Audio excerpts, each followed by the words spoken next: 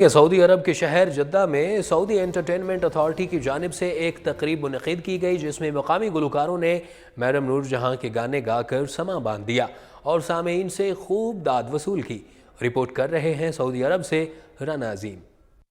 Saudi अरब के शहर जद्दा में सऊदी एंटरटेनमेंट अथॉरिटी की मशीर नौशीन वसीम की जानिब से मुनक़दा तकरीब में मुकामी गुलकारों ने मलका तरन्नुम नूर जहां के गाने गाकर खूब समा बांधा, जिनको हाज़रीन ने खूब सराहा।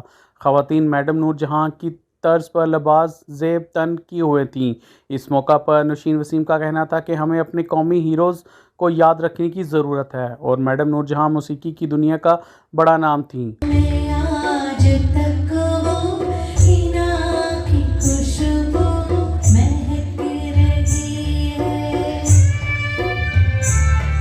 जिन्होंने पूरी दुनिया में पाकिस्तान का नाम रोशन किया और हमेशा पाकिस्तान में मौसीकी के फ़रोग़ के लिए गरां कद्र खिदमत अंजाम दी। मैं बहुत ज़्यादा खुश भी हूँ और मुझे इस बात का फ़ख्र भी है कि तुब्बा ने हमारी कम्युनिटी का, हमारे मुल्क का नाम रोशन किया।